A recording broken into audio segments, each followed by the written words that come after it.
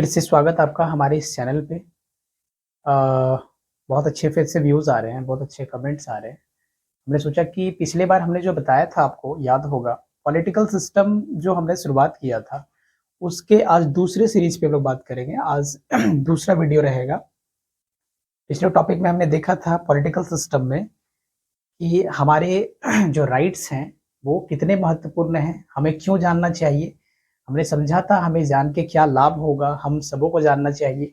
तो हमने इन सारी चीज़ों पे एक शॉर्ट वीडियोज़ के थ्रू हम लोग समझने का प्रयास किए थे। आज उसी पे जो है थोड़े विस्तार में बात करेंगे। आपको याद होगा कि पिछली बार जब हम लोग बात किए थे तो उसमें हमने कुछ टर्म का ज़िक्र किया था। कुछ चीज़ों को समझने के बारे में हमने कहा था कि यहाँ पे हम लोग विकास यात्रा देखेंगे, संविधानवाद देखेंगे। इन सारे शब्दों को समझने के बाद जो हम ठीक तरीके से संविधान को समझ पाएँगे। तो आज हम लोग जो बेसिकली आपको याद होगा कि पिछले बार हमने कहा था पॉलिटिकल सिस्टम याद रखिएगा, ये हमारा दूसरा वीडियो होगा।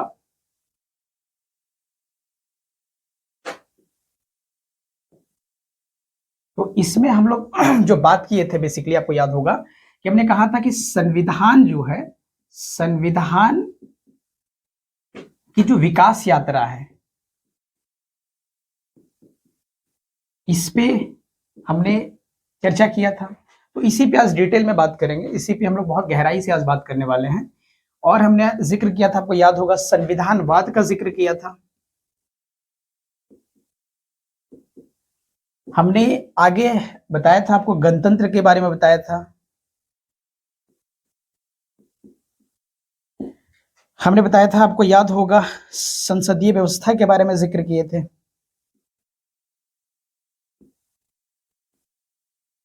तो इन सारे शब्दों को कहीं ना कहीं बहुत ही डिटेल में समझने वाले हैं, एक एक शब्द को बहुत गहराई से समझने वाले हैं।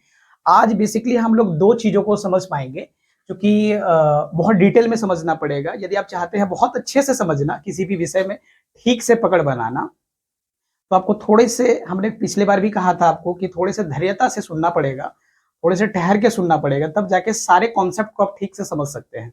तो आज हम लोग बेसिकली जो बात करेंगे वो संविधान की विकास यात्रा पे चर्चा करेंगे। और अगर दूसरी बात अगर होगी तो संविधानवाद पे बातें होगी। ठीक है, इसके बाद बाकी सारे शब्दों को हम लोग बारी बारी समझने का प्रयास करेंगे। तो आज हम लोग जो है बेसिकली जो समझेंगे वो विकास यात्रा पे चर्चा करेंगे। तो देखिए,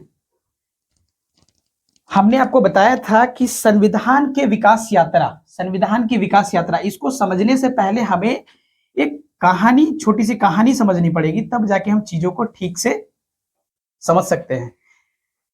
ये संविधान आया कहां से, कैसे आया, तो इसके पीछे हमें जाना पड़ेगा। आपको याद होगा कि हमें जो है सबसे पहले जो हमारे यहाँ पे, हमारे देश में जो आए थे, आपको याद होगा, अगर हम क्रम में देखें तो सबसे पहले जो आए थे पुर्तगीज आए थे।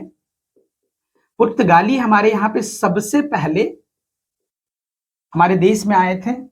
उसके बाद अगर मैं बात करूं तो आपको याद होगा कि यहाँ पे जो है, जो डच है, डच आए थे। इसके बाद जो है ब्रिटिश आए थे। ब्रिटिश के बाद जो है डेनिस, डेनिस का मतलब डेनमार्क, डेनमार्क करके कंट्री है, तो डेनमार्क आए थे। और उसके बाद जो है फ्रांस करके कंट्री है, वो भी कहीं ना कहीं हमारे यहाँ पे कंपनी के रूप में आई थी। लेकिन इन सबों में से कहीं ना कहीं अगर आप देखें तो ब्रिटिशर्स जो है, हमने पिछले कक्षा में भी आपको बताया था, जब नक्सलिज्म को पढ़ रहे थे तो उसमें हमने बताया था ब्रिटिश का एरिया दरअसल जो क्या था, इसका एरिया ज्यादा था बाकियों की तुलना में। एक समय तो कुछ समय तक जो है पुर्तगीज भी रहे हैं, लंबे समय तक रहे हैं, लेकिन इन सबों का एरिया कहीं ना कहीं कम हो गया था। और अंततः जो हमारे पास सबसे ज्यादा जो जिनका एरिया था वो दरअसल ब्रिटिशरों का था। ब्रिटिशर जो हमारे यहाँ पे आए, इनका बहुत बड़ा एरिया पे इन्होंने क्या किया था, कब्जा किया हुआ था। तो ब्रिटिशर्स कौन, तो ब्रिटिशर्स दरअसल वहां पे जो ब्रिटिश आई थी वो ब्रिटिश कंपनी थी। एक चीज आपको ध्यान रखना पड़ेगा, ये दरअसल ब्रिटिश कंपनी थी, ब्रिटिश कंपनी थी। और कंपनी ने हमें जो है फाइनली कहीं ना कहीं गुलाम बनाया था शुरुआती शुरुआती फेज में। बाद में जो है ब्रिटिश पार्लियामेंट भी आ गई, वो अभी कहानी के रूप में समझेंगे, तभी जाके इस विकास यात्रा को ठीक से समझ सकते हैं। ठीक है, ध्यान रखिएगा ये सारे लोग जो है, ये सारे लोग जो है कहीं ना कहीं हमारे यहाँ पे हमें गुलाम बनाए थे, लेकिन इन सबों का एरिया बहुत सीमित था और एक समय के बाद ये सारे लोग जो है ना कहीं समाप्ति की ओर चले गए और अंततः जो सबसे ज्यादा जो सबसे ज्यादा क्षेत्र के रूप में जो दिखाई पड़ते हैं वो कहीं ना कहीं ब्रिटिशर्स थे। तो ये चीजें आपको कहीं ना कहीं ध्यान रखना है। तो ये जब आए तो ये ब्रिटिश कंपनी थी, आपको रखना चाहिए कि ये ब्रिटिश कंपनी थी। पार्लियामेंट आगे आएगी जब हम लोग अभी डिटेल में समझेंगे इन सारी चीजों को। तो ब्रिटिश पार्लियामेंट जो है यहाँ पे आई और ये लंबे समय तक जो है क्या यहाँ पे जो है ना इनका जो है क्षेत्र धीरे धीरे बड़ा होता गया। इसको बहुत डिटेल में समझेंगे कि जब ये हिस्ट्री का भी एक सेक्शन हो जाता है, क्योंकि हमें यहाँ पे क्या है पॉलिटिकल सिस्टम पढ़ रहे हैं, तो पॉलिटिकल सिस्टम में जो है हिस्ट्री को ज्यादा इन्वॉल्व करना ये थोड़ी सी जो है ना दिक्कतें आ जाएगी। इसीलिए हम यहाँ पे आपको शॉर्ट में केवल समझाने का प्रयास करेंगे कि विकास यात्रा हमारा स्टार्ट कैसे हुआ। ठीक है, तो यहां पे ब्रिटिश कंपनी आई, ये कहीं ना कहीं यहां पे ठीक तरीके से स्टेबल हो गई, बहुत सारे क्षेत्र पे जो है ना इन्होंने अपना कब्जा कर लिया और फाइनली क्या हुआ ये यहां पे स्टेबल हो गई। तो जब ये स्टेबल हो गई यहां पे बहुत अच्छे से स्टेबिलिटी इनका बन गया, तो इन्होंने क्या किया कि लेकिन क्या हुआ कि एक कहानी के रूप में अगर समझें तो यहाँ पे स्थितियां थोड़ी सी बदली।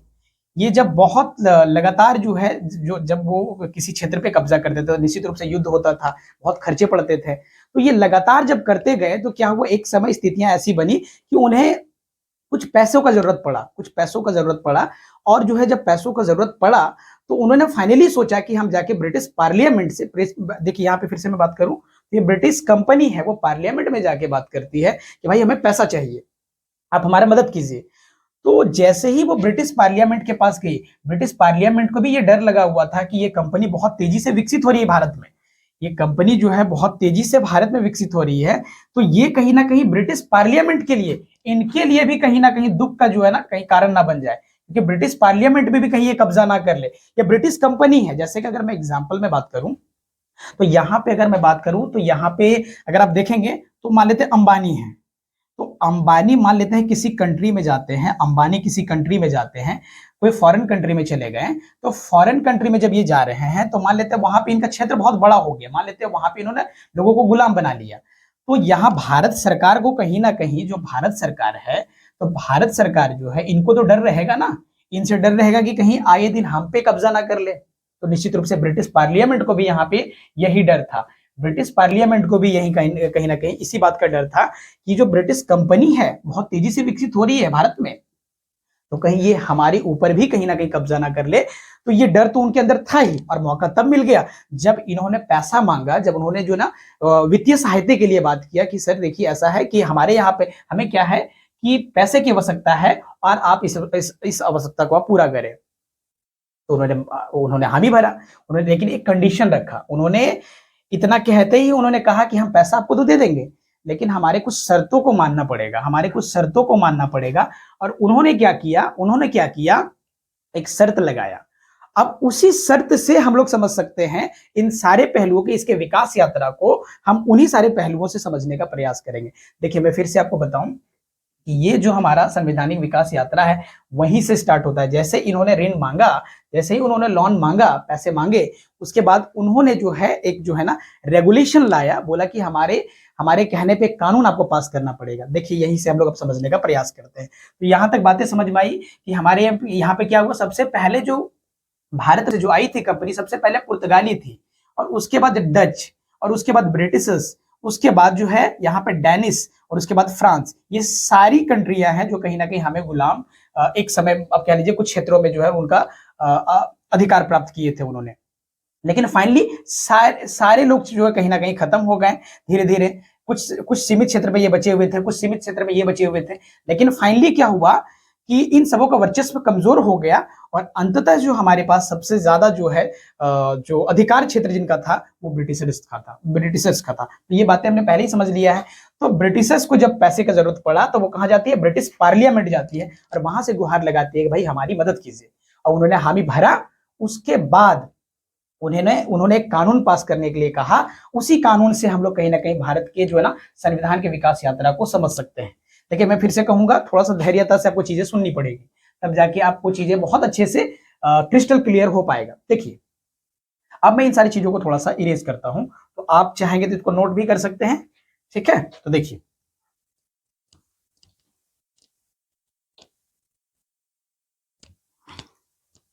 इसके बाद जो है रेगुलेशन आता है, एक रेगुलेशन जो है इनका नियंत्रण जो है ना चाहती है, वो कंपनी चाहती है, ब्रिटिश जो चाहती है कि हमारा जो है कहीं ना कहीं नियंत्रण उनके कंपनी पे रहे, ताकि ये बहुत ज्यादा जो है ना बहुत ज्यादा जो है हमसे ऊपर ना हो जाए कंपनी, हमारे जो है अस्तित्व को कहीं खतरा ना हो जाए। तो इसलिए कहीं ना कहीं वो जो है कंपनी क्या करती है, यहाँ पे उन पे रेगुलेशन लगाने का काम करती है। तो पहला जो कानून आता है, पहला जो कानून आता है इसको हम लोग कहते हैं, देखिए ध्यान रहे, ये भारत की संवैधानिक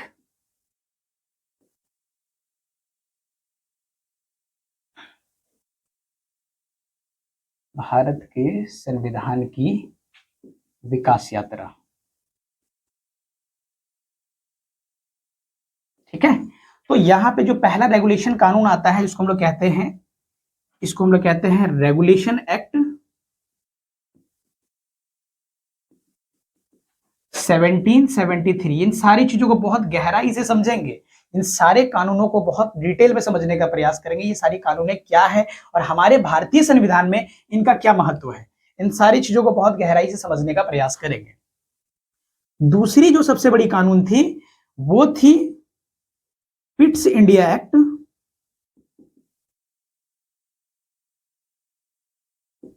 ये जो है 1784 की थी।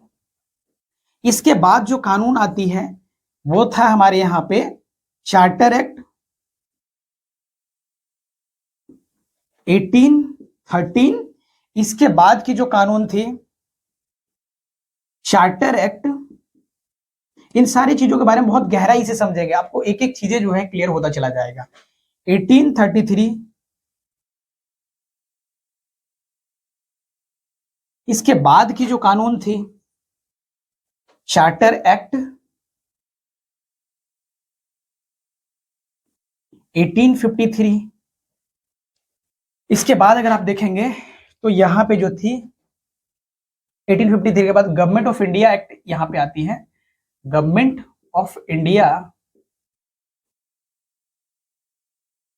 एक्ट 1958। इसके बाद जो है कानून आती है इंडियन काउंसिल एक्ट। ये हमारे यहां पे 1961 की थी। ठीक है, तो 18 यहां पे ये 1858 करिए। ठीक है, इसके बाद एक यहां पे आती है 1861 इंडियन जो है काउंसिल एक्ट। इसके बाद की जो कानून होती है वो इंडियन काउंसिल एक्ट 1892। इसके बाद जो कानून आती है इंडियन काउंसिल एक्ट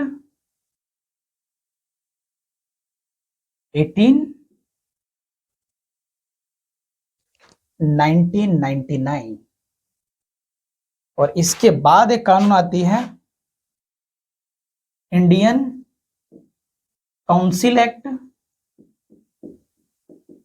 1919। ये सारे कानून को हम लोग समझने का प्रयास करेंगे। इन सारे कानूनों से हमने क्या कुछ लिया है हमने अपने संविधान में, इन सारे कानूनों के माध्यम से हम लोग डिटेल में समझने का प्रयास करेंगे। इसके बाद और भी कानून है। इसके बाद अगर मैं बात करूं तो Indian government of India act 1935। हमारे लिए सबसे महत्वपूर्ण कानून जो होगा वो यही होगा 1935 का। और इसके बाद की एक जो कानून है जो बहुत ही महत्वपूर्ण है, गवर्नमेंट ऑफ इंडिया एक्ट 1947। इसी से हमें आजादी मिली थी, इसी कानून से हमें आजादी मिली थी। तो हम लोग ये बहुत डिटेल में समझने का प्रयास करेंगे। ये अंत जो है ये हमारा जो है गवर्नमेंट ऑफ इंडिया एक्ट जो है 1947, तो ये हमें समझने का प्रयास करना है। तो आपको मैं बता दूं ये हमारे पॉलिटिकल सिस्टम को समझने के लिए, हमारे संविधान के विकास यात्रा को समझने के लिए ये बहुत ही महत्वपूर्ण रहने वाला है। ये सारे कानून, यही वो सारे कानून है जो हमारे संविधान को कहीं ना कहीं एक आधार दिया है। इसी से हमने जो है, इन्हीं सारे कानूनों से बहुत कुछ हमने लेने का प्रयास किया है और हमारे संविधान में बहुत सारी चीज जो है कहीं ना कहीं आपको इनसे जो है लिया हुआ दिखेगा। तो अब एक एक को हम लोग बारी बारी समझने का प्रयास करेंगे दरअसल क्या कुछ हमने लिया। देखिए, इसको हम बहुत डिटेल में, इन सारे कानूनों को बहुत डिटेल में तब भी चर्चा करेंगे जब हम लोग आर्टिकल्स की बात कर रहे होंगे। आर्टिकल चूंकि हमें पढ़ना होगा, अधिकार हमारे उसी में लिखे हुए हैं, आर्टिकल के माध्यम से लिखे हुए हैं, तो हमें वो सारी चीजों को पढ़ना पड़ेगा। तो हम उसके माध्यम से इन सारी चीजों को समझने का प्रयास करेंगे। तो लेकिन इसके बावजूद भी थोड़ा थोड़ा हम लोग समझ लेते हैं ताकि हमें ध्यान रहे, और जब हम आर्टिकल पढ़ेंगे, जब हम जो अनुच्छेद पढ़ेंगे, तब वहां से रिलेट करके इन सारी चीजों को समझने का प्रयास करेंगे कि इन सारी चीजों से हमें क्या कुछ सीखने को मिला है। तो अगर आप चाहें तो इन सारी चीजों को नोट करना फिर से मैं कहूंगा तो नोट कर सकते हैं। फिर एक एक को मैं जो डिस्कस करना स्टार्ट करूंगा, एक एक चीज को, एक एक एक्ट को मैं समझाने का प्रयास करूंगा क्या कुछ इसमें सारी चीजें, इन सारी चीजों से हमने लिया था अपने संविधान में। ठीक है, तो अगर मैं बात करूं यहां पे रेगुलेशन एक्ट की, पहला रेगुलेशन एक्ट की अगर मैं बात करूं तो यहां पे मैं आपको समझाऊं कि रेगुलेशन एक्ट जो हमारा 1773 का था, इससे हमने जो लिया था बेसिकली, वैसे बहुत सारे हमने नियम कानून लिए हैं, लेकिन मैं बेसिकली आपको समझाने का प्रयास कर रहा हूं। वैसे जब आर्टिकल बात करेंगे तो वहां पे बहुत डिटेल में चर्चाएं होगी और बहुत डिटेल में इन सारी चीजों को कनेक्ट करके हम आपको समझाने का प्रयास करेंगे। तो यहाँ पे जो रेगुलेशन एक्ट है 1773, तो यहाँ पे हमने सबसे पहला चीज जो लिया था, आज हमारे संविधान में एक आर्टिकल है 74, आर्टिकल 74। ये वो आर्टिकल है जो कहीं ना कहीं जो है हमारे संविधान में है, ये मंत्रिमंडल की बात करता है। यहाँ पे ये मंत्री परिषद की बात करता है, ये मंत्री परिषद की बात करता है ये आर्टिकल। मैं आपको समझाऊंगी मंत्री परिषद क्या होता है। ये मंत्री परिषद की बात करता है, यही वो आर्टिकल है, यही वो आर्टिकल है जो कहीं ना कहीं इसी प्रकार से अगर आप राज्य में देख लें, ये केंद्र की बात है, ये केंद्र सेंट्रल गवर्नमेंट की है। और इसी प्रकार से यहाँ पे राज्य सरकारों के लिए जो है आप देखेंगे तो 163 एक आर्टिकल है 163, इसमें लिखा हुआ है मंत्री परिषद के लिए, राज्यों के लिए। तो यहां पे आपको समझना होगा कि यही वो आर्टिकल है जहां से हमने council of ministers, council of minister, इसको आप कह लीजिए काउंसिल ऑफ मिनिस्टर, मिनिस्टर की चर्चाएं हैं। इसी आर्टिकल में 74 ही आर्टिकल है जहां पे जो है मिनिस्टर ऑफ काउंसिल का जिक्र है। तो हमारे यहाँ पे जो आप देखते हैं जितने सारे हमारे यहाँ पे मंत्रिमंडल हैं, आज आप देखते होंगे कि जितने सारे हमारे यहाँ पे मंत्रिमंडल है, कैबिनेट मिनिस्टर आप देखते हैं, जितने सारे मंत्रियों को आप देखते हैं मंत्रिमंडल में देखते हैं, एक मुखिया होता है, उसके बाद जितने सारे जो है उसके जो सहायक के रूप में जितने सारे मंत्रिमंडल के लोग हैं, वो जो आर्टिकल में लिखा हुआ है वो यही वो आर्टिकल है जहां पे ये बातें लिखी हुई है, 74 में लिखा हुआ है। अब राज्य में जो मंत्री परिषद होते हैं, राज्य में जो मंत्री जितने सारे परिषद होते हैं, उनका जिक्र आर्टिकल 163 में है, 163 में जो है इनका जिक्र है। तो पहला हम इसको और भी डिटेल में चर्चा करेंगे, अभी बस आपको रेफरेंस के रूप में समझा रहा हूं। जब वहां पे आर्टिकल 74 पढ़ेंगे, जब 74 पढ़ेंगे तो बहुत डिटेल में चर्चा होगी, जब आर्टिकल 63 पढ़ेंगे तो बहुत डिटेल में चर्चा होगी। तो आपको ये 73 का महत्व समझ में आ गया। ये जो आर्टिकल जो है यहाँ पे जो अंग्रेजों के द्वारा बनाया गया था, ये दरअसल अंग्रेजों के द्वारा बनाया गया है, वो कंपनी को जो है ना कहीं रेगुलेट करने के लिए बनाई थी। तो रेगुलेट करने के लिए जब कंपनी को बनाई थी, हमने बताया ना ब्रिटिश पार्लियामेंट जो थी, ब्रिटिश पार्लियामेंट जो है, ब्रिटिश पार्लियामेंट ने क्या किया, जो यहाँ पे जो ईस्ट इंडिया कंपनी आई थी उसको रेगुलेट करने के लिए कहीं ना कहीं ये कंपनी ये रेगुलेशन एक्ट लाई थी, यानी कि जो है नियंत्रण करने के लिए ये कानून लाया गया था। अब ये तो कानून है, तो यहां से हमने इन सारी चीजों को सीखा, तो ये हमारे लिए कितना महत्वपूर्ण है आगे आप समझ सकते हैं। जब इन सारी चीजों को डिटेल में चर्चा करेंगे तो हम इन पे और भी डिटेल में बातचीत करेंगे। ठीक है, तो पहले का महत्व आपको समझ में आ गया कि यहां से हमने क्या कुछ लिया है, तो आपको पहले समझ में आ गई ये जो आर्टिकल रेगुलेशन एक्ट था जो अंग्रेजों के द्वारा लाया गया था अपनी कंपनी को रेगुलेट करने के लिए, ब्रिटिश जो है ना ईस्ट इंडिया कंपनी को रेगुलेट करने के लिए कहीं ना कहीं, तो यहाँ पे जो लाया गया था वो वहां से हमने ये सारी चीज को सीखा है। वो दरअसल अपने अपने वहां पे जो कंपनी को रेगुलेट करने के लिए वो उन्होंने यहाँ पे बनाया था मंत्री परिषद, चार लोगों का जो है उनका जो मंत्री परिषद बना था उस जमाने में, तो वहीं से हमने ये सारी चीजों को सीखा है। तो ये पहला चीज मेरे ख्याल से आपको क्लियर हुआ होगा कि रेगुलेशन एक्ट से हमारे संविधान में क्या जो है, हमारे संविधान में इसका क्या महत्व है। ये बातें आपको कहीं ना कहीं बहुत अच्छे से समझ आई होगी। तो ये मैं पहला मिटा रहा हूं, ठीक है। आप चाहेंगे तो इसको नोट कर सकते हैं, ठीक है। हालांकि डिटेल में चर्चा होगी जब मैं आगे बताऊंगा आपको, जब मैं ये इस एक्ट का जिक्र करूंगा तो बहुत डिटेल में चर्चा करूंगा इसके बारे में, ठीक है। तो देखिए इसके बाद जो आती है, इसके बाद हमने जो आपको बताया पिट्स इंडिया एक्ट,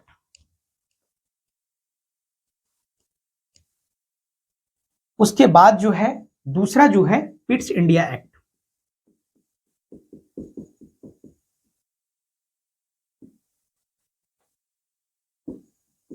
सेवनटीन 1784। अब दूसरा जो ये कानून है 1784 का मैं बात करूं तो यहां पे इसमें क्या हुआ था, तो यहां से भी हमने सीखा था, यहां पे हमने सीखा था, आपको पता होगा कि आज हमारे यहां पे जो राष्ट्रपति हैं, आपको पता होगा आज हमारे यहां पे जो प्रेसिडेंट हैं,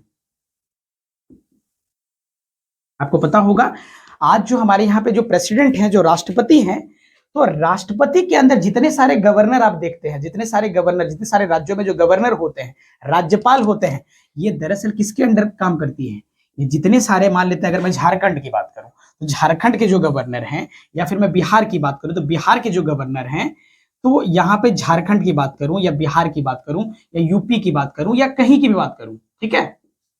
तो इन सबों के जो गवर्नर हैं, इन सबों के जो गवर्नर हैं, इन सबों के जो गवर्नर हैं, इन सबों के जो राज्यपाल हैं, जितने सारे जो है, इन सबों के जो आप राज्यपाल देख पा रहे हैं, जितने सारे जो है, तो ये जो राज्यपाल है ये किसके अंतर्गत काम करती है, ये सारे राज्यपाल जो है किसके कंट्रोल में है, ये सारे राज्यपाल आपको पता होगा ये प्रेसिडेंट के कंट्रोल में है। ये सारे जो राज्यपाल है किसके कंट्रोल में है, प्रेसिडेंट के कंट्रोल में है। तो उस जमाने में 1784 से जो हमने लिया था वो इसी व्यवस्था को लिया था। 1784 के जो कानून था उनका जो है पिट्स इंडिया एक्ट जो आया था, उन्होंने ये सारे कानून लाए हैं दरअसल वो अपने कंपनी को रेगुलेट करने के लिए। इतने सारे कानून है वो उन्होंने जो लाया है वो दरअसल अपने कंपनी को रेगुलेट करने के लिए लाया था, लेकिन हमने उनसे यहाँ पे इन सारी चीजों को सीखा है। ये बातें आपको स्पष्ट हो रही होगी। तो यहां से हमने क्या सीख लिया, इन सारी व्यवस्थाओं को सीख लिया, ठीक है। तो यहाँ पे आपको ये पिट्स इंडिया एक्ट भी क्लियर हो गया। तो मेरे ख्याल से आप चाहेंगे तो इसको नोट कर लीजिए, अगर आप चाहेंगे इन सारी चीजों को नोट करना तो नोट भी कर सकते हैं। इसके बाद जो आती है वो हमारे यहाँ पे कानून,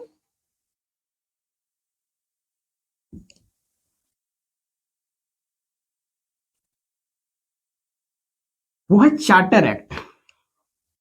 इसके बाद की जो कानून आती है वो है charter act. Charter act, charter act 1813। तो चार्टर एक्ट जो है 1813 जो है वो दरअसल क्या महत्व रखता है हमारे संविधान में, तो उसको भी समझने का प्रयास करते हैं।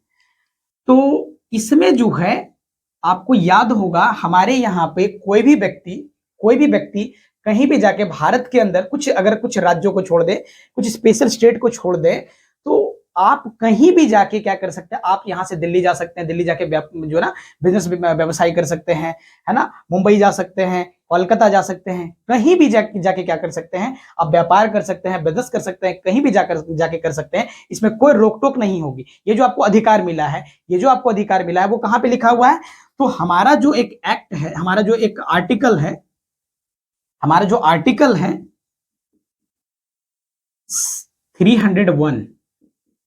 301 में इसका जिक्र है। हमारे यहाँ पे जो आर्टिकल है 301, इसी में इसका जिक्र है। 301 में ही जिक्र है कि आप कहीं भी बिजनेस व्यापार कर सकते हैं। तो ये जो एक्ट हमने लिया है वो किस कानून से सीखा है, तो यहां हमने इस कानून से सीखा था, अंग्रेज के द्वारा जो बनाया गया था यहां पे उनके कंपनी के लिए, तो हमने वहां से सीखा था आर्टिकल 301। तो बिजनेस व्यापार के लिए, ये व्यापार आप जो ही कहीं भी कर लेते हैं जाके, तो यही वो कानून है, यही वो कानून है जिससे हमने क्या किया था, सीखा था, ठीक है। तो आपको इसके बारे में समझ में आ गया कि चार्टर एक्ट, हालांकि और भी डिटेल में चर्चा करेंगे जब इन सारी चीजों को बात करेंगे, जब इन सारे आर्टिकल्स के बारे में जिक्र करेंगे बहुत डिटेल में, तो आपको समझ में आएगा कि क्या महत्व रखता है और भी, ठीक है। इसके बाद जो है अगर थर्ड की बात करूं मैं,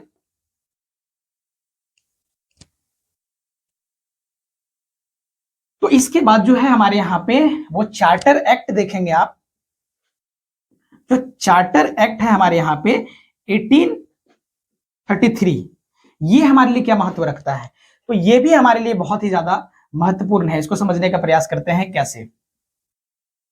तो आपको याद होगा ये जो है, आपको हमारे यहां पे पहले आपको समझा दो क्या महत्व रखता है। ये हमारे यहां पे एक आर्टिकल है 53, आर्टिकल 53। तो 53 जो है, और एक और आर्टिकल आपको याद होगा आर्टिकल 15। ये आर्टिकल क्या होता है, तो सिंपल सी बात है, आर्टिकल इसके अंतर्गत हमारी सारी जो है अधिकार, हमारे जितने सारे अधिकार हैं इस सारे आर्टिकल्स के थ्रू ही कहीं ना कहीं वो कहीं ना कहीं क्रमबद्ध तरीके से रखा गया है। ठीक है, तो उसमें से जो आर्टिकल नंबर जो 53 है, 53 जो नंबर है, इसमें क्या लिखा हुआ है, इसमें लिखा हुआ head of executive, head of executive. अब इसका क्या मतलब होता है, इसका मतलब होता है कि हमारे यहां पे जो संविधान में आर्टिकल 53 है, इसमें जो है हेड ऑफ एग्जीक्यूटिव, कार्यपालिका का वो क्या होगा, मुखिया होगा। तो हमारे यहाँ पे कार्यपालिका का मुखिया कौन है, राष्ट्रपति है।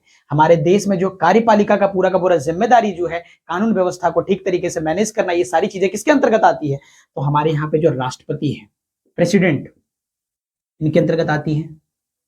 तो प्रेसिडेंट जो होते हैं हमारे यहाँ पे जो प्रेसिडेंट है, इन्हीं के अंतर्गत जो है आर्टिकल 53 आता है, हेड ऑफ एग्जीक्यूटिव। हालांकि हमारे यहाँ पे क्या है, राष्ट्रपति नाम मात्र के होते हैं, सारी शक्तियां प्रधानमंत्री को होती है, लेकिन संवैधानिक रूप से शक्तियां किनके पास है, तो संवैधानिक रूप से जो शक्तियां हैं वो प्रेसिडेंट के पास होता है। तो संवैधानिक रूप से क्या है, शक्तियां किनके पास है, तो प्रेसिडेंट के पास है। ठीक है, जो कहां पे लिखा हुआ, आर्टिकल 53 और आर्टिकल 15। हमारे यहाँ पे जितने सारे लोग हैं, किसी भी धर्म मजहब, किसी भी नस्ल के लोग हैं, किसी भी जाति के लोग हैं, तो इन सबको जो है कहीं ना कहीं अधिकार मिला हुआ है, कोई किसी के साथ भेदभाव नहीं करेगा। ये कहां पे लिखा हुआ है, आर्टिकल 15 में, भेदभाव नहीं करेगा, है ना। कोई भी नौकरी अगर मिल रहा हो तो किसी के साथ क्या भेदभाव होगा, नहीं। तो इन सारी चीजों को लेकर जो है कहीं ना कहीं व्यवस्थाएं जो रखी गई है वो कहां पे, तो यहाँ पे जो है आर्टिकल 15 में। और ये सारी व्यवस्थाएं हमने कहां से लिया है, ये व्यवस्थाएं यहाँ पे आर्टिकल जो है, आर्टिकल यानी कि जो है ना, जो चार्टर एक्ट है 1833 से यहाँ पे लिया गया है। तो इन सारी व्यवस्थाओं को और भी डिटेल में चर्चा करेंगे जब हम लोग आर्टिकल यहाँ पे 53 पढ़ेंगे, आर्टिकल 15 पढ़ेंगे, तो बहुत मतलब डिटेल में चर्चाएं होगी इसके बारे में। ठीक है, तो इसका भी महत्व आपको समझ में आ गया। इसके बाद जो चार्टर एक्ट है 53, इसके क्या महत्व है उसको भी समझने का प्रयास करते हैं। जो हमारे यहाँ पे चार्टर एक्ट 53 है, जो हमारे यहाँ पे जो चार्टर एक्ट है 1853, अब इसका क्या महत्व है इसको भी समझ लेते हैं। तो इसका क्या महत्व है कि यहां से जो है हमने जो लिया था, यहां से जो हमने लिया था वो आपको याद होगा, हमारे यहाँ पे एक आर्टिकल है, कौन से आर्टिकल है, तो आर्टिकल 111, और भी एक आर्टिकल है आर्टिकल 315। ये सारे आर्टिकल हमने यहां से लिए हैं। क्या कुछ है ये, इसमें क्या लिखा हुआ है, तो यहां पे जो आर्टिकल 101 है, इसमें राष्ट्रपति का वीटो का जिक्र है, राष्ट्रपति का, प्रेसिडेंट वीटो का जिक्र है। अब ये वीटो क्या होता है, अब इसको समझना पड़ेगा, राष्ट्रपति वीटो क्या होता है। तो राष्ट्रपति के पास एक पावर है, राष्ट्रपति के पास एक पावर है कि मान लेते हैं अगर कोई भी कानून बनता है, हमारे यहाँ पे कानून बनने की प्रक्रियाएं जो है 3 प्रकार की होती है। हमारे यहाँ पे जो कानून बनता है वो कानून 3 प्रकार के बनते हैं। ठीक है, तो जो इनके पास वीटो शक्ति है वो दरअसल 3 प्रकार की वीटो शक्ति है। एक को हम लोग बोलते हैं एब्सोल्यूट वीटो, दूसरा होता है सस्पेंसिव वीटो, और तीसरा होता है पॉकेट वीटो। ये 3 प्रकार के वीटो इनके पास यहाँ पे लिखे गए हैं। आर्टिकल 101 में जो है ये वीटो पावर जो है इनके पास दिया गया है। एब्सोल्यूट वीटो का मतलब होता है, मान लेते हैं पार्लियामेंट में कोई कानून बना, पार्लियामेंट में कोई भी कानून बनता है, कोई भी कानून बने, तो एब्सोल्यूट वीटो के थ्रू क्या हो सकता है, वो राष्ट्रपति चाहे तो कानून अगर उनको ना पसंद आए, खराब लगे, तो वो क्या कर सकते हैं, वो उसको रद्द कर सकते हैं। इसको बोलते हैं एब्सोल्यूट वीटो। एकदम से क्या कर सकते हैं, उसको खारिज कर सकते हैं, खत्म कर सकते हैं। दूसरी जो पावर होती है इनके पास कि कोई भी कानून पार्लियामेंट से बना, पार्लियामेंट से कोई भी कानून बनी, तो यहां पे जो सस्पेंसिव वीटो है उसको क्या करेंगे, वापस से पार्लियामेंट को पुनर्विचार के लिए भेजेंगे। वो बोलेंगे कि आप इसको वापस से विचार कीजिए, आप लोग, ये हमें लग रहा है कि कानून ठीक नहीं है, तो आप इसको एक बार फिर से विचार करिए। अब यहाँ पे सस्पेंसिव वीटो में क्या होता है, ये वापस से पार्लियामेंट को भेज देगी। ये पार्लियामेंट है तो पार्लियामेंट को ये वापस से भेज देगी यहाँ पे। तो पार्लियामेंट को यहाँ पे क्या करेगी, ये पार्लियामेंट को यहां पे भेजेगी। तो पार्लियामेंट को वापस भेजेगी, अगर पार्लियामेंट ने उसको वापस से, उस कानून को वापस से भेज दिया कि नहीं हमें सुधार कर लिए हैं, अब क्या करेंगे, ये वापस से यहां पे आती है, तो अब जो है इस वीटो को हम लोग कहेंगे कि अब इन वीटो को क्या करना पड़ेगा, राष्ट्रपति को साइन करना पड़ेगा, क्योंकि पुनर्विचार करने की शक्ति एक ही बार राष्ट्रपति को है। ठीक है, अब ये कहां पे आ जाएगा, तो अब अगर राष्ट्रपति चाहे, तो अब राष्ट्रपति चाहे तो उसको पॉकेट वीटो में कन्वर्ट कर सकता है। कैसे कन्वर्ट कर सकता है, तो पॉकेट वीटो का मतलब होता है कि राष्ट्र, हमारे संविधान में ये लिखा हुआ नहीं है कि आप जब एक बार जो है जो कानून है उसको पार्लियामेंट वापस भेज दिए, इस जो है सस्पेंसिव वीटो का प्रयोग अगर किए, आप कर लिए हैं और वापस से वो आ गया है कानून आपके पास, तो आपको साइन करना पड़ेगा। लेकिन एक चीज मेंशन नहीं है उसमें, क्या नहीं है, तो उसमें समय सीमा निर्धारण नहीं है, समय सीमा जो है उसमें निर्धारित नहीं है, इसीलिए वो क्या कर सकते हैं, लंबे समय तक उसको क्या कर सकते हैं, रोक सकते हैं। अमेरिका में ऐसी व्यवस्थाएं नहीं है, अमेरिका के अंदर जो है वहां पे 10 दिन के अंदर हमें साइन करना होता है राष्ट्रपति को ऐसे सिचुएशन में, लेकिन यहाँ पे वैसी कोई व्यवस्थाएं नहीं है। तो यहाँ पे क्या करना पड़ेगा, आपको साइन करना पड़ेगा, लेकिन राष्ट्रपति के पास ये है कि वो जो है कब तक साइन करेंगे इसकी कोई गारंटी नहीं है। तो ऐसे कई बार वीटो जो होते हैं हमारे, वो पॉकेट वीटो में चले जाते हैं। पॉकेट वीटो का मतलब होता है वो लंबे समय तक साइन नहीं किए और मान लेते किसी वजह से जो है ना, वो उनकी जो है स्थितियां मान लेते हैं बिगड़ी, वो मान लेते हैं उनकी मृत्यु हो गई, कुछ ऐसा कुछ हुआ, तो वो क्या हो जाता है, वीटो पॉकेट वीटो में कन्वर्ट हो जाता है। तो अगर ऐसा हो गया, हमारे यहाँ पे ऐसा हुआ है, ज्ञानी जेल सिंह करके एक राष्ट्रपति हुआ करते थे, तो उनके साथ ऐसा ही हुआ था, उनके साथ स्थितियां ऐसा ही बना था, तो ये पॉकेट वीटो में कन्वर्ट हो जाता है। अब मान लेते हैं वो गुजर गए, मान लेते हैं, तो ये क्या हो जाएगा, पॉकेट वीटो में कन्वर्ट हो जाएगा, ये कानून ही खत्म हो जाएगा। ठीक है, तो ये सारी पावर होती है राष्ट्रपति के, वो चाहे तो कानून को क्या कर सकते हैं, एकदम से खारिज कर सकते हैं, वापिस से भेज सकते हैं पार्लियामेंट के पास, और जो है ये सारी पावर उनके पास होती है। या अगर ये वापस जब रिटर्न आया, कानून जब रिटर्न आया, तो वो क्या कर सकते हैं, वो कानून रिटर्न जब आया तो उसको पॉकेट वीटो में भी कन्वर्ट कर सकते हैं। ये सारी चीजें कहीं ना कहीं व्यवस्थाएं राष्ट्रपति को यहाँ पे मिलता है इस एक्ट के थ्रू। तो इसका भी महत्व आपको समझ में आ रहा है। ये जो है यहाँ पे जो है चार्टर एक्ट 1853 है, इसका क्या महत्व है हमारे संविधान में, ये बात आपको समझ में आ रहा होगा। अब इसी प्रकार से जो है ना आर्टिकल जो है 315 है, हमारे भारत में जो है ना, जो भारत की सबसे बड़ी जो परीक्षा करवाती है, हमारे भारत में जो सबसे बड़ी परीक्षा करवाती है, उस संस्था का नाम है यूपीएससी। उस संस्था का नाम है यूपीएससी। तो संवैधानिक संस्था, यूपीएससी एक संवैधानिक संस्था है जो आर्टिकल 315 में लिखा हुआ है। आर्टिकल 315 में इसका जिक्र है, जो है यूपीएससी का जिक्र है। तो भारत की सबसे टफेस्ट एग्जाम करवाती है यूपीएससी, उसको बोलते हैं यूनियन पब्लिक सर्विस कमीशन। तो ये भारत में एग्जाम करवाती है। तो ये व्यवस्था हमने कहां से लिया है, तो यहां से लिया है। ठीक है, यहां से लिया है। तो जितने सारे ऑल इंडिया सर्विसेज के जो एग्जाम लेते हैं वो कौन लेते हैं, यूपीएससी करके एक संस्था है, उनके द्वारा लिया जाता है। ठीक है, तो इसका भी महत्व हमें समझ में आ गया। तो इन सारी बातों को आप समझ पा रहे होंगे कि सारे कानूनों का क्या महत्व है हमारे संविधान में। ठीक है, अब इसके बाद हम लोग चर्चा करते हैं आगे की। ठीक है, अब इसके बाद एक और हमने एक्ट बताया था आपको। इसके बाद जो हमने एक्ट बताया था जिसका नाम था गवर्नमेंट ऑफ इंडिया एक्ट। तो गवर्नमेंट ऑफ इंडिया एक्ट जो था, गवर्नमेंट ऑफ इंडिया एक्ट जो है वो 1858, आपको याद होगा ना, हमने बताया था कि 1858 एक कानून आया था गवर्नमेंट ऑफ इंडिया के नाम से, है ना। तो ये कानून क्या था, इसका क्या महत्व है हमारे संविधान में, तो आपको पता होगा इससे पहले वो क्या कर रही थी, जितनी सारी जो वो कंपनियां, ब्रिटिश पार्लियामेंट क्या कर रही थी, ये जो ब्रिटिश पार्लियामेंट है, ये ब्रिटिश कंपनी को कंट्रोल कर रही थी इन सारे कानूनों के माध्यम से। ब्रिटिश कंपनी को कंट्रोल कर रही थी इन सारे कानूनों के माध्यम से, और उन सारे कानूनों से हमने बहुत कुछ सीखा है, जो कि आप देख पा रहे होंगे। अभी ये जो ब्रिटिश कंपनी है, ये जो ब्रिटिश कंपनी है, तो ब्रिटिश कंपनी यहाँ पे जो आई, अब इनको रेगुलेट किया कब तक उन्होंने किया, तो अभी जस्ट हमने देखा कि 18 जो हमारा अभी जस्ट हमने जो कानून देखा 1853 तक का, यहां तक उन्होंने क्या किया, रेगुलेट किया। लेकिन आपको पता होगा 1857 में एक क्रांति हुई थी भारत में। 1857 जो क्रांति हुई थी उसका नाम है, आपको पता होगा 1857 की क्रांति, है ना। प्रथम स्वतंत्रता संग्राम जो हुआ था 1857 में हुआ था। उसके बाद फाइनली डिसाइड किया, ब्रिटिशर्स ने डिसाइड किया कि अब जो है हमें प्रत्यक्ष रूप से क्या करना चाहिए, भारत पे कब्जा करना चाहिए। प्रत्यक्ष रूप से भारत में जो है ब्रिटेन का जो कब्जा हुआ 1858 में हुआ। उससे पहले शासन जो है कहीं ना कहीं ब्रिटिश ईस्ट इंडिया कंपनी की थी। उससे पहले, इससे पहले जो शासन था वो ब्रिटिश ईस्ट इंडिया कंपनी की थी, लेकिन 1858 के बाद फाइनली जो है वो वहां पे ब्रिटिश पार्लियामेंट यहां पे आ गई। ब्रिटिश पार्लियामेंट इनका कब्जा हो गया। आप ब्रिटिश पार्लियामेंट कह लीजिए कि वहां के जो है सरकार का सीधा कब्जा है, वहां के गवर्नमेंट का सीधा कब्जा है।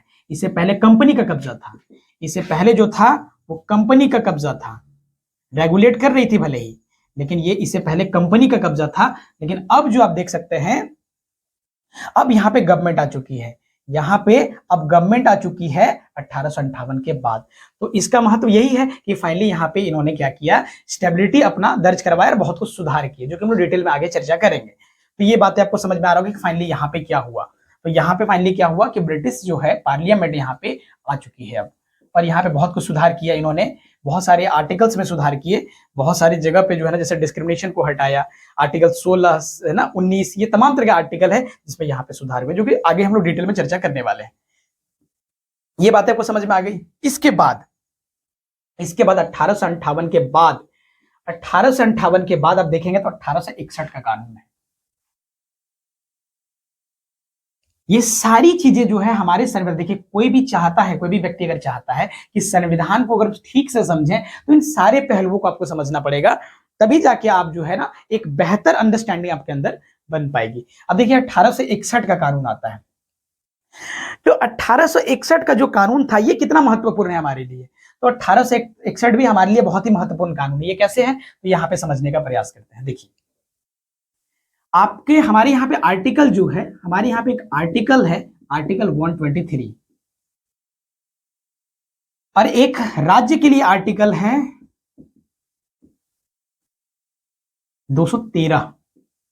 ये दो आर्टिकल हमारे संविधान में है जो बहुत ही महत्वपूर्ण है। वो कैसे हैं, तो ये जो दो आर्टिकल है इसी में लिखा हुआ अध्यादेश। अब ये अध्यादेश क्या होता है, हम बहुत ही डिटेल में चर्चा करेंगे इन सब के बारे में, बहुत ही गहराई से बात करेंगे। जितने सारी बातों को मैं आपको समझा रहा हूं उन सारी चीजों को रिपीट होगी वो सारी बातें जब हम जो ना आर्टिकल पढ़ेंगे या अनुच्छेद पढ़ेंगे, तो बहुत डिटेल में उन सारी बातों को हम लोग चर्चा में रखेंगे। तो अभी फिलहाल एक बेसिक अंडरस्टैंडिंग मैं बनाना चाह रहा हूं आपके अंदर, कि आपको पता चल जाए कि हमारी जो शासन व्यवस्था जो है, भारत में संविधान की जो यात्राएं हैं वो कहां से स्टार्ट हुई और कैसे हुई है। ठीक है, तो यहां पे क्या है, ये अध्यादेश, यहां पे क्या है, अध्यादेश का जिक्र है। अंग्रेजी में इसको बोलते हैं ऑर्डिनेंस। ऑर्डिनेंस, इसको अंग्रेजी में क्या देते हैं हम लोग, ऑर्डिनेंस। ऑर्डिनेंस का मतलब होता है अध्यादेश, एक ऐसा आदेश, एक ऐसा आदेश जो राष्ट्रपति जारी करता है, एक ऐसा आदेश जो राष्ट्रपति जारी करता है। अब ये क्या करता है राष्ट्रपति, तो मान लेते हैं हमारे भारत में अभी मान लेते हैं सेशन, मान लेते हैं पार्लियामेंट का सेशन बंद है, मान लेते हैं पार्लियामेंट अभी बंद है। तो पार्लियामेंट जब बंद है तो कोई इमरजेंसी कानून लाना हो, जब भी हमें कोई कानून लाना होता है ना, जब भी कोई हमें कानून बनाना होता है तो पार्लियामेंट की सहायता हमको चाहिए। कभी भी जो है कानून जो बनता है हमारे देश के संसद में कानून बनता है। तो मान लेते हैं किसी कारणवश संसद जो है बंद है, या फिर जो है तो वैसे स्थिति में क्या होगा, वैसे स्थिति में क्या होगा, जब संसद बंद रहेगा, जब संसद जो है उनकी कार्रवाई जब बंद रहेगी, तो वैसे पीरियड में क्या होगा, और इमरजेंसी हमें कोई कानून बनाना है, मान लेते हैं हमें तत्काल में कोई कानून बनाना है, बहुत जरूरी है, तो वैसे स्थिति में क्या होगा, वैसे स्थिति में क्या होगा, राष्ट्रपति एक अध्यादेश जारी कर सकती है। राष्ट्रपति क्या कर सकती है, इस पे बहुत गहराई से चर्चा करेंगे, इस पे बहुत गहराई से चर्चा करने वाले हैं। यहां पे अध्यादेश जारी करेगी, यहां पे क्या करेगी, ये अध्यादेश जारी करेगी। अब अध्यादेश के यहां पे जो है ना, अब अध्यादेश क्या होता है, तो एक प्रकार से टेम्पररी कानून हो गया, ये टेम्पररी क्या हो गया, एक कानून हो गया। तो यहां पे इमरजेंसी कानून ये बना सकती है, कौन, राष्ट्रपति। उसी प्रकार से राज्य में 213 के तहत कौन कानून बना सकती है, इसको बोलते हैं गवर्नर। तो गवर्नर जो है यहाँ पे, यानी कि राज्यपाल जो है वो यहाँ पे कानून बना सकता है। यहाँ पे कौन कानून बना सकता है, तो राज्यपाल यहाँ पे कानून बना सकता है, इमरजेंसी कानून। तो आपको ये भी बातें आपको समझ में आ गई कि ये कानून कैसे यहाँ पे बना सकते हैं। तो इसका भी महत्व आपको समझ में आ रहा होगा। इसको अध्यादेश को बहुत डिटेल में चर्चा करेंगे, अध्यादेश क्या होता है बहुत गहराई से चर्चा करने वाले हैं हम लोग। ठीक है, ऑर्डिनेंस को बहुत तेजी से बहुत गहराई से हम लोग चर्चा करेंगे, तब जाके बातें और भी स्पष्ट होगी आपकी। अभी बस आपको रेफरेंस के रूप में मैं आपको समझाने का प्रयास कर रहा हूं कि इन सारे एक्ट के क्या महत्व है। ठीक है, चलिए ये भी बातें आपको समझ में आ गई। अब इसके बाद जो है 1800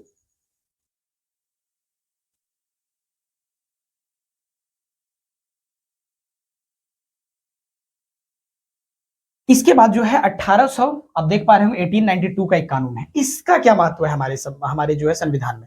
तो इसका महत्व आप समझ सकते हैं कि हमारे यहाँ पे एक आर्टिकल है, आर्टिकल 112, आर्टिकल 112, और भी एक आर्टिकल है, इसको कह सकते हैं 202। ये सारे आर्टिकल है। यहाँ पे जो आप बजट देखते हैं, जो सरकारें बजट पेश करती है ना, सरकारें जो बजट लाती है ना साल में, तो प्रत्येक साल जो बजट पेश करती है वो कौन से आर्टिकल में लिखा हुआ है? वो इसी आर्टिकल में लिखा हुआ है, आर्टिकल 112 में लिखा हुआ है। हालांकि वहां पे जो जिक्र है, तो वहां पे बजट शब्द का जिक्र नहीं है, बजट शब्द का जिक्र नहीं है ना, बजट शब्द का जिक्र नहीं है, बजट शब्द का जिक्र नहीं है। क्या है? वार्षिक वित्तीय विवरण का जिक्र है। ठीक है, तो यहां पे मूल रूप से क्या है? बजट शब्द का जिक्र नहीं है। ये वाली यहां पे ये शब्द आपको दिखेंगे वहां पे। ठीक है, सेम इसी प्रकार से राज्य में क्या है? राज्य में यही चीजें हैं। राज्य में आपको क्या दिखेंगे? यहाँ पे वार्षिक वित्तीय विवरण के रूप में यहाँ पे ये आपको दिखेगा। ये क्या होता है? ये कहां से हमने लिया है? इस पे बहुत डिटेल में चर्चा करेंगे। फिर से मैं आपको बात करूं तो इसको बहुत ही डिटेल में हम लोग समझने वाले हैं।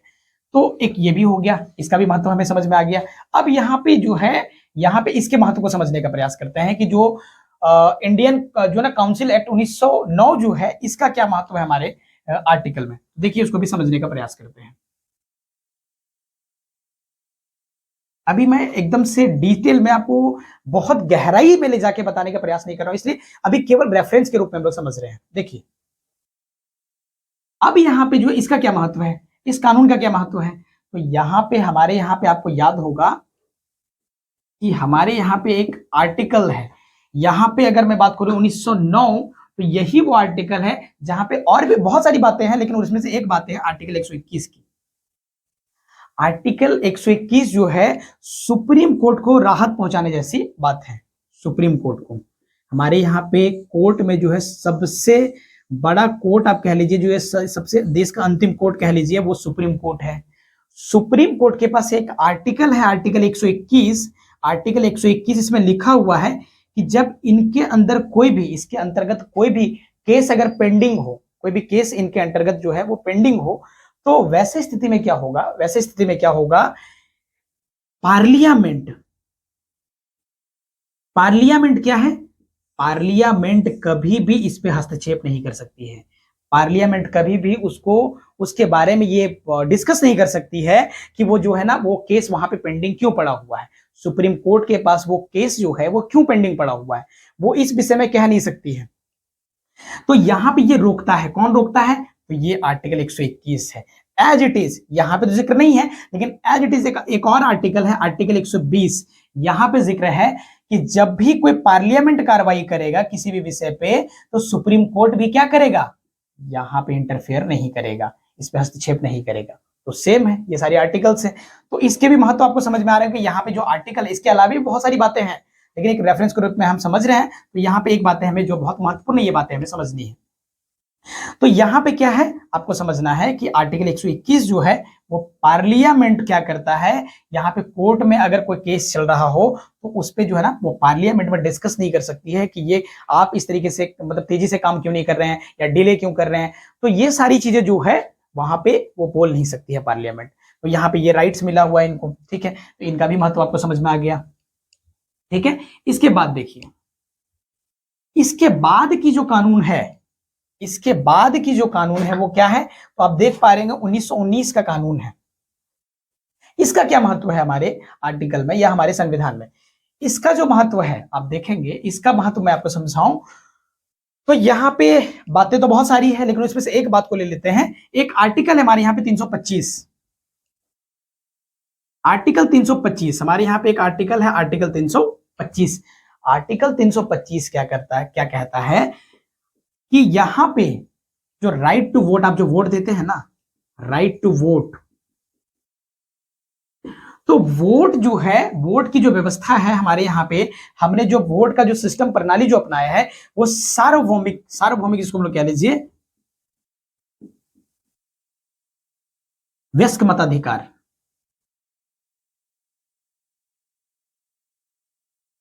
ठीक है, तो ये प्रणाली हमने अपनाया है कि कोई भी 18 साल से ऊपर का व्यक्ति होगा वो वोट दे सकता है। वो हमने व्यवस्था कहां से लिया है, तो आर्टिकल 325 से लेने का प्रयास किया है। ठीक है, ये हमने जो है ना आर्टिकल 325 में हमने मेंशन किया है। ठीक है, तो ये बातें हमने यहाँ से इस कानून से हमने लेने का प्रयास किया है, और ऐसे और भी तमाम तरह के कानून है जिसका जिक्र हम आगे करेंगे। तो ये बातें आपको समझ में आ रही होगी, राइट टू वोट। लेकिन मैं आपको फिर से बता दूं, यहाँ पे मैं माफी चाहूंगा कि यहाँ पे जो है ये 1919 का जो कानून है वो सार्वभौमिक मताधिकार की बात नहीं कर रहा था। वो दरअसल भेदभाव कर रहा था वोट में। यहाँ पे जो है ये राइट जो है ना सार्वभौमिक मताधिकार की बात नहीं कर रहा था। विशेष जाति धर्म को कुछ ना स्पेशल राइट्स उन्होंने दिया हुआ था वोटिंग में। तो यहाँ पे क्या है, हमने इस व्यवस्था को नहीं अपनाया।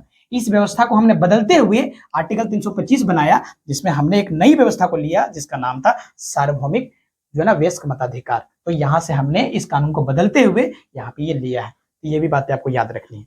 ठीक है, अब जो बहुत महत्वपूर्ण हमारे संविधान की दृष्टि से देखें तो बहुत ही महत्वपूर्ण कानून है जो है गवर्नमेंट ऑफ इंडिया एक्ट 1935। ये बहुत ही महत्वपूर्ण कानून है। इसको समझने के लिए अपने आप में बहुत लंबा समय लगेगा। तो हम इसको बहुत ही, जब हम आर्टिकल्स की जिक्र करेंगे तो वहां भी इसकी बातें हमेशा हम लोग चर्चे में रखेंगे। देखिए, अब 1935 का जो कानून है, 1935 का कानून में कुछ बातों को समझ लेते हैं। जैसे आर्टिकल 1, हमारे यहाँ पे एक आर्टिकल फर्स्ट है, आर्टिकल 246 है, ऐसे तमाम तरह के आर्टिकल हैं जिसको हम लोग समझ सकते हैं। तो यहाँ पे जो आर्टिकल 1 है इसमें लिखा हुआ है भारत राज्यों का संघ है। तो यहाँ पे जो लिखा हुआ है भारत अर्थात इंडिया, ये शब्द जिक्र है वहां पे संविधान में, भारत अर्थात इंडिया राज्यों का संघ है, राज्यों का संघ है। अब ये क्या मतलब होता है, इंडिया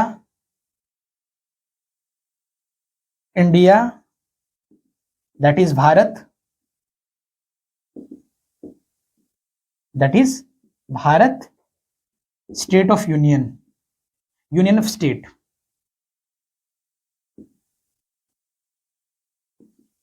तो इन सारे शब्दों को बहुत गहराई से समझेंगे। ये यूनियन शब्द क्या होता है, कहां से आया, कैसे हुआ, तो इन सारी चीजों को बहुत गहराई से समझेंगे। बस अभी फिलहाल समझना है ये संविधान जो हमारा पहला आर्टिकल है ना, यही शब्द हमारे संविधान में जिक्र है।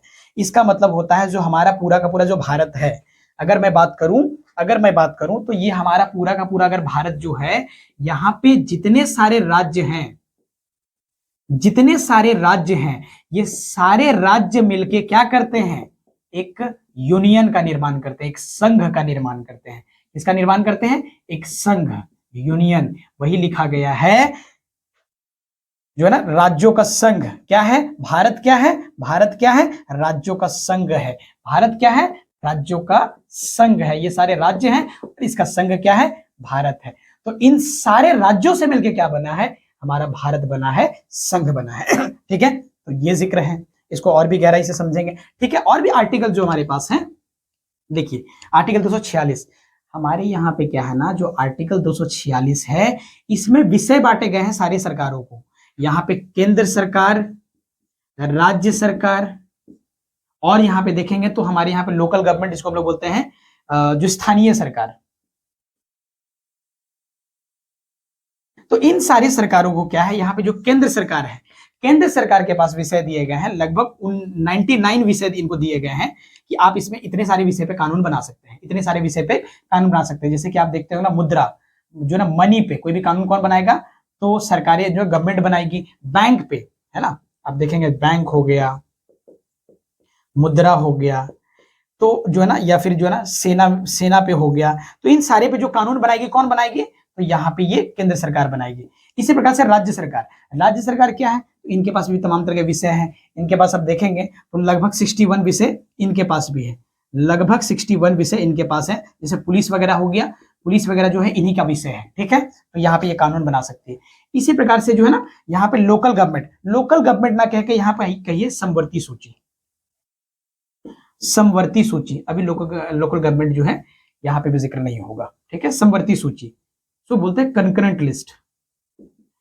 तो यहाँ पे जो समवर्ती सूची है, यहाँ पे जो विषय दिए गए हैं लगभग 51 विषय है। इसका क्या मतलब हुआ कि इसमें ये एजुकेशन यहाँ पे रख लेते हैं। एजुकेशन मतलब जो है ना शिक्षा, ठीक है। यहाँ पे जो होगा ये एजुकेशन, यहाँ पे जो है ना, इसमें जो कितने विषय दिए गए इनको, तो लगभग जो है 51। और शिक्षा जो है ना, शिक्षा एजुकेशन, ये इन्हीं का विषय है, शिक्षा जो है इन्हीं का विषय है। तो शिक्षा पे जो बात करेंगे, यहाँ पे इनका पुलिस, पुलिस आप समझ पा रहे होंगे, यहाँ पे जो है पुलिस जो है इनका विषय है, शिक्षा इन सबों का विषय। ऐसे 51 विषय लगातार, जितने सारे 51 विषय हैं ये सब समवर्ती सूची में है। इसमें कौन कानून बना सकता है, इसमें केंद्र भी बना सकती है और जो है राज्य भी कानून बना सकती है। इसमें जो समवर्ती सूची में दोनों कानून बना सकता है, केंद्र सरकार भी बना सकती है, राज्य सरकार भी यहाँ पे कानून बना सकती है। तो यहाँ पे कितने विषय हैं, 51 विषय हैं। यहाँ पे जो है राज्य में 61 विषय हैं और जो है यहाँ पे केंद्र में 99 विषय हैं। ये सब्जेक्ट है जिसपे वो कानून बनाती है, इसी के आधार पे वो कार्य करती है। जो भी पार्लियामेंट में या फिर राज्य में अगर देखें तो राज्य विधानमंडल में जो कानून बनते हैं वो इन्हीं सारे जो है ना दायरों में रहते हुए वो कानूनें बनती है, इससे बियॉन्ड वो नहीं जाती है।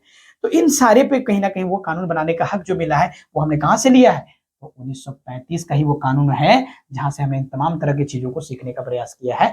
और भी चीजें जो है यहाँ पे तमाम तरह की बातें जो है हम लोग देखेंगे आगे जब डिटेल में इसको पढ़ेंगे, ठीक है। तो ये भी बातें आपको समझ में आ गई। अब एक और कानून है, गवर्नमेंट ऑफ इंडिया एक्ट 1947। यही वो कानून है जिससे हमें और आपको आजादी मिली है, ठीक है। यहाँ पे जो है हम सबको जो आजादी मिली है यही वो एक्ट है जहां से हमें ये हो पाया, ये संभव हुआ है। तो जो हमें आजादी मिली है वो यही वो एक्ट था जब पास हुआ ब्रिटिश पार्लियामेंट में, तब जाके हमें आजादी फाइनली मिली। और हम लोग क्या कुछ सीख सकते हैं यहाँ से, तो यहाँ से भी वही और भी उसको एलोबरेट कर दिया। जो 74 आर्टिकल हमने शुरुआत में देखा, 74 163 जो आर्टिकल था, जहाँ पे जो है ना जो मंत्रिपरिषद का जो जिक्र हमने किया अभी ना, इसको और भी बेहतर कर दिया, ठीक है। और भी कानून को जो ना स्पष्ट कर दिया, तो हम लोग बात करेंगे उस पर, ठीक है। तो यहाँ पे क्या कर दिया, ये और भी कानून को बेहतर किया और आजादी हमें इसी एक्ट से मिला हुआ है। तो आप कहीं ना कहीं ये बात को समझ पा रहे होंगे, दरअसल जो है इतने सारे बातों को जो हमने समझने का प्रयास किया वो अंग्रेजों के द्वारा बनाया गया कानून था, जिसे हमने तमाम तरह की चीजें जो है अपने संविधान में लिया है। और जो कि आप देख सकते हैं इसके क्या महत्व है, इन सारे कानूनों का जो है क्या महत्व है, जो कि आप देख सकते हैं। अब इसके बाद की जो बातें होगी वो कि इसके बाद क्या हुआ, इसके बाद की प्रक्रिया कैसे बढ़ी, तो उसको हम लोग क्या करेंगे आगे डिटेल में चर्चा करेंगे। मुझे लगता है कि वीडियो काफी लंबे हो गए हैं ऑलरेडी, तो मैं आज क्या करता हूं, इन सारी चीजों को आप इन सारे बातों को कम से कम समझ पाए होंगे कि ये सारे कानूनों का क्या महत्व है, हमारे संविधान में क्या महत्व रखता है। जब हम आगे क्लास में चर्चा करेंगे, ये जब नेक्स्ट क्लास में जब चर्चा करेंगे तो इसके बारे में हम लोग डिटेल में आगे चर्चा करने का प्रयास करेंगे कि बाकी और कितने सारे देश हैं जहां से हमने संविधान लिया है, कितने सारे देश हैं जहां से हमने संविधान में बातों को लिया है। तो हमने लगभग जो कहा जाता है लगभग 60 देश थे जो हमारे संविधान सभा के लोग थे, उनके पास विकल्प था। लगभग 60 संविधान जो है ना उनके पास थे, लगभग जो है किताबें थी। तो उनको पढ़ने के बाद उन्होंने जो है सबसे कुछ ना कुछ जो है ना बातें लिया है, मॉडिफाई करके हमारे संविधान में जगह दिया है। और खुद जितने सारे संविधान सभा थे उनके खुद के क्या पर्सपेक्टिव थे, उनके खुद के क्या विचार थे, वो भी कहीं ना कहीं हमारे संविधान में झलकता है। तो ये सारी बातों पे हम लोग कहीं ना कहीं नेक्स्ट वीडियो में चर्चा करने का प्रयास करेंगे कि कैसे फिर इसके बाद की यात्राएं आगे बढ़ी। और जब हम नेक्स्ट क्लास में चर्चा करेंगे तो संविधान फाइनली जब तैयार हुआ उसके बाद क्या प्रॉब्लम आए, क्या सिचुएशन, क्या समस्याएं आई, उन सारी चीजों को हम लोग क्या करेंगे नेक्स्ट क्लास में चर्चा करने का प्रयास करेंगे। और वो जो शब्द रह गया मेरे ख्याल से संविधानवाद, वो बहुत ही महत्वपूर्ण शब्द है। उसको अगर आप समझते हैं उसके बाद ही इन सारी चीजों को ठीक से इसके महत्व को भी समझ पाएंगे। संविधानवाद जब हम चर्चा करेंगे तो हमें ये क्या है, अगर हम इन सारी चीजों को, जितने सारे हमारे संविधान में जो एक्ट्स हैं, जितने सारे आर्टिकल्स हैं, उन सारे आर्टिकल्स का यदि हम लाभ अगर हम लेना चाहते हैं तो संविधानवाद पे काम करना पड़ेगा, संविधानवाद पे, कॉन्स्टिट्यूशनलिज्म पे काम करना पड़ेगा, तब जाके बात बनेगी। और हमें वो हमारे लिए बहुत ही ज्यादा महत्वपूर्ण है, इसलिए जब नेक्स्ट क्लास में जब चर्चा करेंगे तो निश्चित रूप से उस पर बातचीत करेंगे, ठीक है। तो बहुत बहुत धन्यवाद आपको इतने धैर्यता से सुनने के लिए। Thank you so much.